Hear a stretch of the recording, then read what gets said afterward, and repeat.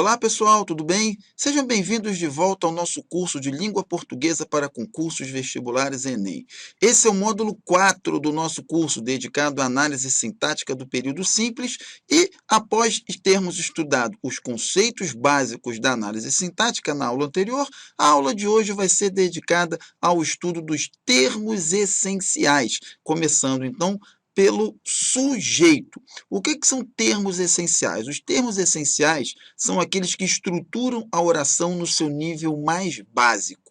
Ok? Então, primeiramente de tudo, quando a gente começa a análise sintática, nós procuramos identificar quais são os seus termos essenciais, que são dois. Nós temos o sujeito, que vai ser o objeto da aula de hoje, e o predicado, que vai ser objeto da nossa próxima aula, ok? Então, vamos começar estudando aí esse termo essencial chamado sujeito, a função sintática de sujeito. O sujeito é o termo da oração que indica o ser sobre o qual se declara alguma coisa. Esse conceito, essa definição, é altamente controversa, tá, pessoal? Existem aí inúmeros autores, trabalhos que questionam muito, ok, essa definição. Para concursos vestibulares de um modo geral, processos seletivos, Brasil afora, o que vale é essa definição.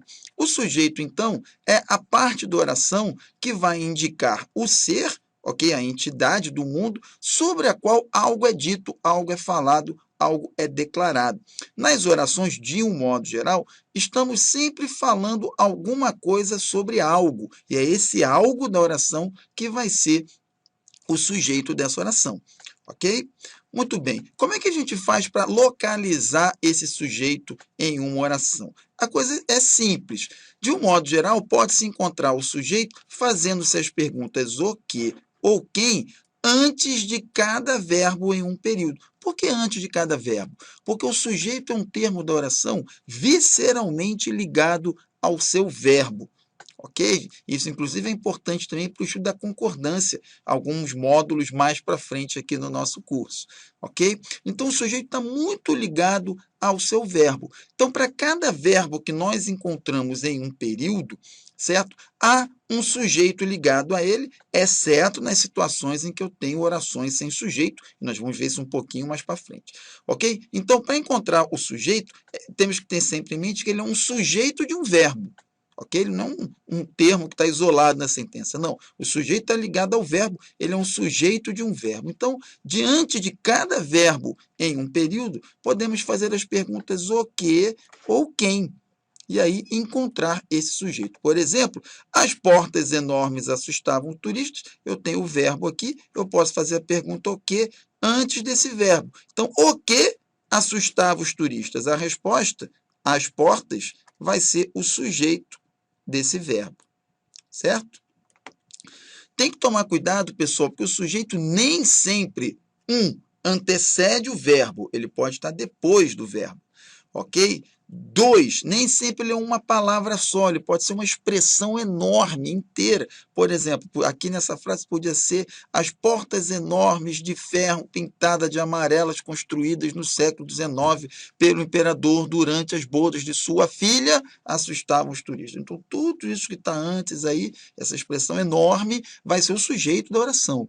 Ok? Então, não é uma palavra simples, nem sempre vai estar antes do verbo. Ok? Vai estar ligado a esse verbo. O que os concursos costumam fazer, então, é usar aquelas sentenças em que o sujeito aparece longe do seu verbo, antes ou depois, para confundir o aluno na localização desse sujeito. A nossa dica aqui é a seguinte, ok? Leia todo o período, localize o verbo e faça a pergunta o que ou quem e tente localizar em qualquer posição dentro desse período, certo? Porque aí não vai haver erro na localização desse sujeito.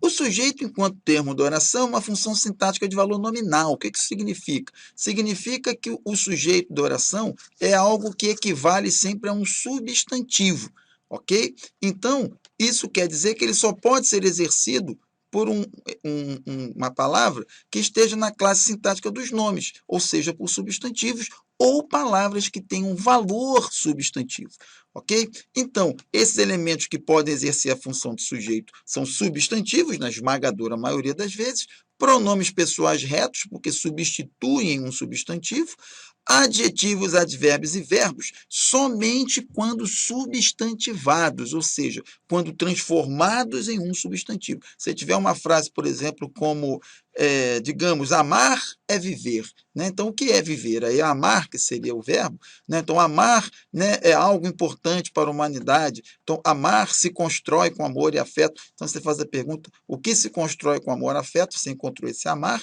Esse amar é um verbo, pela sua classe morfológica, mas está exercendo a função sintática de sujeito porque ele tem valor nominal numa sentença como essa.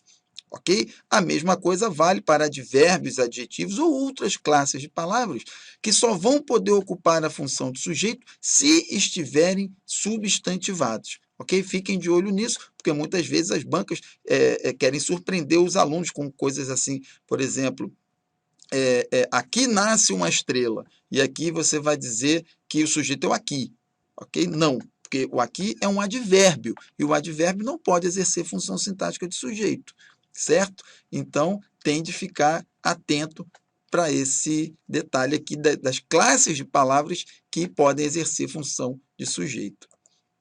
Qual é a classificação do sujeito? Uma vez encontrado, como eu posso classificar esse sujeito, pessoal? Vamos lá. Existem critérios para a classificação do sujeito, ok? O primeiro deles é relativo à quantidade de núcleos, ok? Um sujeito pode ter várias palavras dentro dele, mas existem dentro dessas palavras as que são mais importantes. Essas palavras mais importantes são formam o núcleo de um sujeito. Se o sujeito contiver apenas um núcleo, ele vai ser um sujeito do tipo simples. Se ele tiver mais de um núcleo, ele vai ter um sujeito do tipo composto, certo? Então, nós temos aí a primeira classificação do sujeito, que leva em conta a quantidade de núcleos. Um núcleo apenas, como aqui, ó, me deixa o sujeito simples, e mais de um núcleo, como eu tenho aqui e aqui, eu vou ter o sujeito composto. Normalmente, no sujeito composto, eu tenho a presença de elementos unidos por conjunções, normalmente é o e ou o ou, certo? Ou ainda palavras com o mesmo valor separadas por vírgulas, ok? Então, quanto ao número de núcleos, o sujeito é simples quando ele tem apenas um núcleo, composto quando ele tem mais de um núcleo. Saber se ele é determinado ou não na oração também me dá outros dois tipos de sujeitos. Eu posso ter o determinado e o indeterminado, ok? O determinado ele pode ser explícito ou implícito. O que é um determinado explícito? É aquele que pode ser reconhecido na oração, estando presente na forma de palavras ou grupo de palavras. Já o determinado implícito é aquele que pode ser reconhecido na oração, mas não está presente na forma de palavras ou grupo de palavras. Ok? Nesse caso, ele pode ser um sujeito como? Ele pode ser um sujeito oculto ou desinencial. Repare que aqui, fomos à festa da Marina. Eu consigo determinar qual é esse sujeito. Por isso que ele é um sujeito determinado. Só que ele não é explícito, porque ele não está presente na oração, ele está implícito nela. Então, quem foi à festa da Marina? O sujeito é nós, certo? Que é depreensível, é reconhecível a partir da terminação do verbo aqui. Por isso que nós chamamos ele de desinencial, porque ele é reconhecido pela desinência do verbo. Também podemos chamar de oculto, porque, repare, ele não está aparecendo na sentença, ok? Mas ele é determinado porque nós conseguimos reconhecer, ok? Ele pode ser também chamado de elíptico, quando apresenta um ou mais núcleos citados anteriormente. Por exemplo, os jogadores estavam cansados. Aqui tem os jogadores, que é sujeito desse verbo. Jogaram 2 horas sem parar. Qual é o sujeito desse verbo jogaram aqui?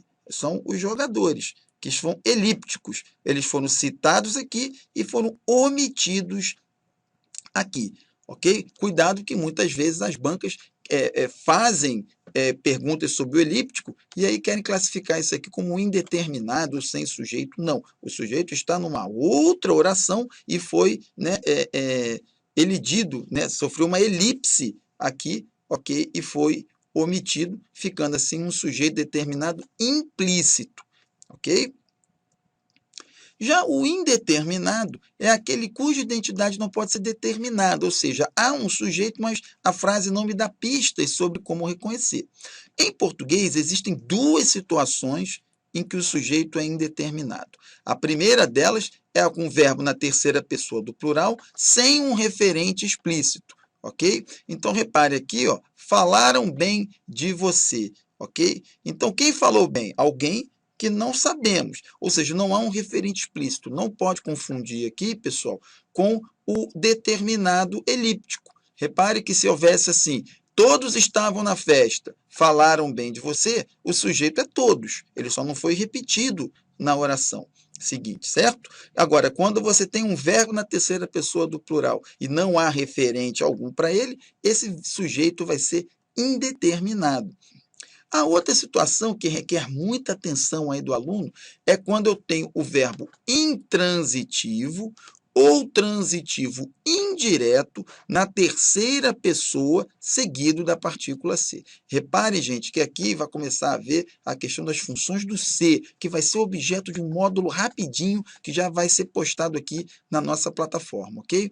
Então, para agora, o que a gente precisa saber da partícula ser? Quando ela está ligada a um verbo intransitivo, como aqui, ó, morre-se de frio no inverno, ou um verbo transitivo indireto na terceira pessoa, como aqui, ó, acredita-se em coisas, porque quem acredita, acredita em. Repare que nas duas situações eu tenho a partícula ser. Em ambos os casos, o sujeito é indeterminado. Alguém morre de frio, alguém acredita em coisas e pessoas boas nesse mundo, só que eu não tenho como determinar, ok? Então, nós dizemos aí que o sujeito é indeterminado e o ser, a partícula ser nessas situações, é um índice de indeterminação do sujeito. Não vai poder confundir com o ser partícula apassivadora, que vai se ligar a verbos transitivos diretos, mas a gente vai ver isso um pouquinho mais adiante. Por hora, reparem que a primeira coisa quando eu encontro um verbo seguido do ser e ele está na terceira pessoa, é ver se ele é transitivo ou transitivo indireto. Caso seja, eu estou diante de um caso de indeterminação do sujeito, e o ser vai ser classificado como uma partícula apassivadora. Nesse caso também, o verbo nunca sai da terceira pessoa do singular, ok? Sempre vai ficar na terceira pessoa do singular, porque esse ponto aqui também é cobrado na concordância verbal, tá, gente? É um ponto que está na bifurcação de muitos outros, por isso eu recomendo muita atenção aqui com esse ponto. Se não entenderam, podem postar as dúvidas aqui, que eu terei prazer em ajudá-los, ok? Seguindo em frente, qual é a outra situação que eu posso classificar o sujeito? Quanto à voz verbal, ok? Quanto à voz verbal, o sujeito pode ser ativo ou agente, que é aquele que se manifesta na frase voz ativa, e nesse caso, o sujeito é agente ou tema da ação verbal. Como eu tenho aqui, ó, todos eles são sujeitos determinados explícitos, todos eles estão em uma frase de voz ativa, ok? E em todos eles o sujeito é agente da ação verbal, ok?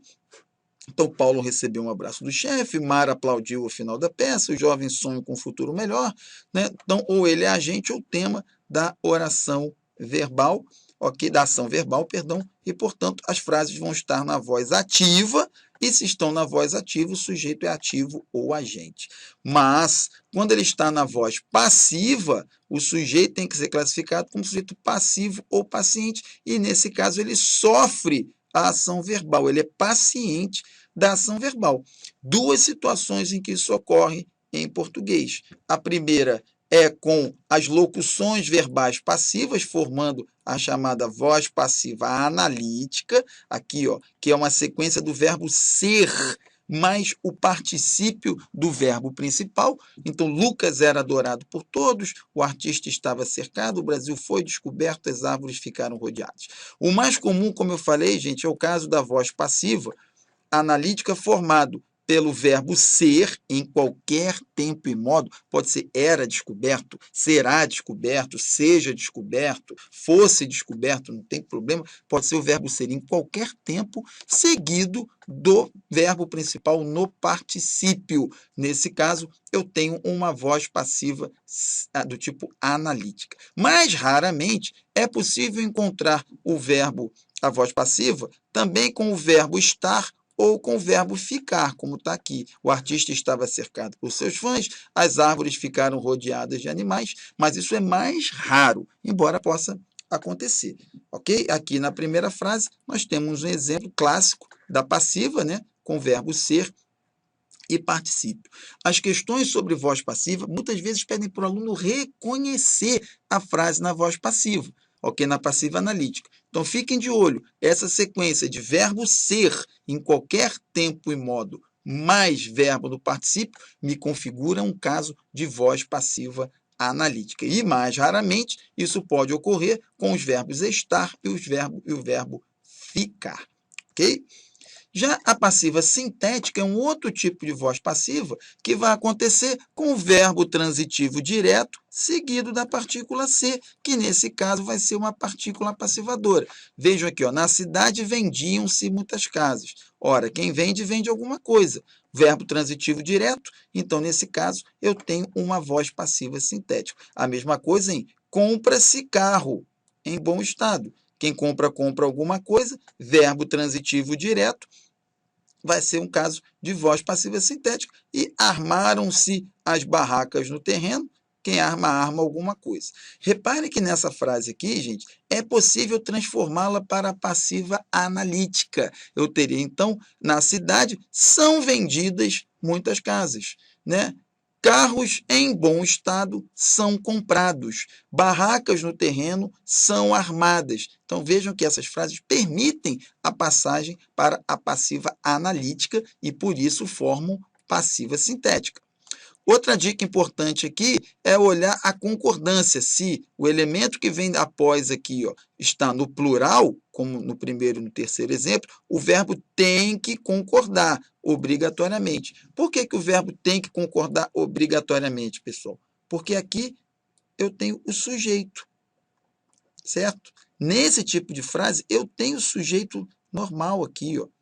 Certo? Então, na cidade vendiam-se muitas casas. Qual é o sujeito da sentença? Muitas casas, porque a frase está na passiva sintética. E por que está na passiva sintética? Porque esse verbo é um verbo transitivo direto, né? Quem vende, vende alguma coisa. O verbo transitivo direto seguido do ser vai me dar uma voz passiva sintética ou pronominal, e esse ser vai ser classificado como partícula apassivadora. Por que elas não se confundem com as de sujeito indeterminado? Porque no sujeito indeterminado, o verbo que tem que estar lá é o verbo intransitivo ou transitivo indireto em primeiro lugar. Aqui na passiva sintética, o verbo é transitivo direto.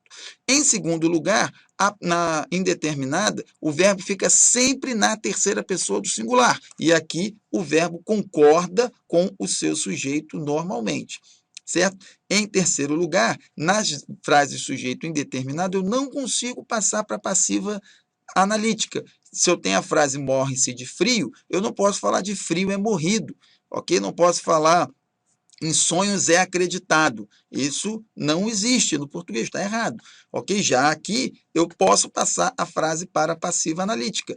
Muitas casas são vendidas, barracas são armadas, certo? Então, esses três pontos fazem com que a gente consiga diferir a voz passiva sintética da frase de sujeito indeterminado e também com isso conseguimos classificar a partícula ser, no primeiro caso como partícula passivadora, no segundo caso como índice de determinação do sujeito.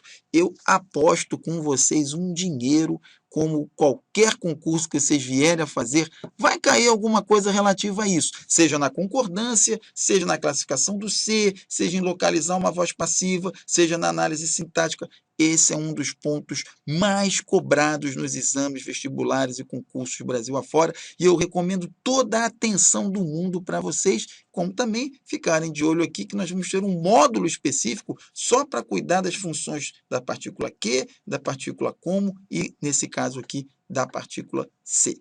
Ok?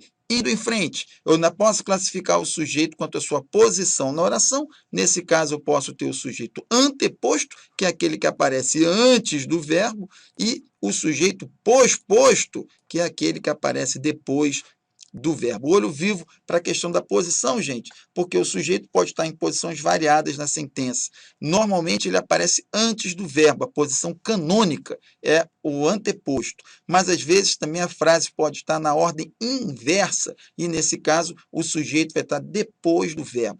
As questões pedem para que o aluno identifique a ordem, né, se está na ordem direta, sujeito antes do verbo, ou na ordem inversa, o sujeito após o verbo, ou muitas vezes pedem para localizar esse sujeito, e ele não só está depois do verbo, como pode estar longe do verbo também, e o aluno tem que estar de olho vivo para isso, certo? Há ainda o sujeito oracional, que é quando a função sintática de sujeito é exercida por toda uma oração. Repare que nessa sentença aqui, ó, eu tenho, é preciso estar atento aos preços. O que é preciso? Fazendo a pergunta para localizar o sujeito. O que é preciso? Qual é o sujeito desse verbo aqui? Olha, justamente essa sentença, estar atento aos preços. Pode-se comprovar que todos estavam na sala. O que se pode comprovar? Que todos estavam na sala. Ok? Então, quando eu tenho o sujeito sendo exercido por toda uma oração, eu tenho o sujeito oracional. E mais tarde nós vamos ver que esse sujeito oracional corresponde a uma oração subordinada substantiva subjetiva. Mas esse assunto é para o estudo do período composto, principalmente ali quando nós falarmos das orações subordinadas. Há ainda, gente, para finalizar, as orações sem sujeito. Embora a gente classifique o sujeito como um termo essencial, e a palavra essencial remeta àquilo que não pode faltar, na verdade, existem orações que não têm sujeito. Essas orações são aquelas que contêm um verbo impessoal. Ok? O verbo impessoal, portanto, não tem sujeito e, por essa razão, sempre é usado na terceira pessoa do singular. Certo? Então, quais são os principais verbos impessoais? Os verbos que exprimem fenômenos da natureza, como nevar, chover, ventar, gear, trovejar, relampejar, amanhecer, anoitecer e outros, com frases como essas aqui, ó, certo? Não vai ter sujeito, né? Choveu muito no inverno passado. Você não pode dizer quem choveu muito ou o que choveu muito, ok? E essas frases, portanto, não vão ter sujeito. Elas só poderão ter sujeito se forem usadas na forma figurada. Por exemplo, choviam crianças na distribuição de brindes, figurativamente aqui, a gente está usando o verbo chover, e ele tem sujeito, no caso, crianças. Ok? Verbos ser, estar, fazer e haver, indicando tempo, fenômeno meteorológico. Aí são todos esses exemplos aí, pessoal. Nesses casos, todos os verbos serão impessoais e, portanto, não terão sujeito e, portanto, só serão usados na terceira pessoa do singular. Olho vivo aqui para não se equivocar na marcação dos sujeitos desses verbos e fiquem de olho também na concordância verbal com esses verbos, lembrando mais uma vez que eles só se usam na terceira do singular. Ok? E aqui a gente encerra a nossa aula sobre sujeitos. Ok? Nossa dica agora é para que você pratique um pouco dos exercícios que nós vamos colocar aqui na plataforma. Ok? Para se acostumar um pouco à teoria. Caso de dúvida, poste aqui e nós teremos todo o prazer do mundo em ajudá-los, ok? Podem também olhar as nossas questões comentadas para ver como é que esse tópico é cobrado nas principais bancas Brasil afora, ok? Nosso desejo é que você seja aprovado naquilo que você deseja. Para isso, contem com a gente. Eu espero vocês na nossa próxima aula, pessoal. Um abração e obrigado.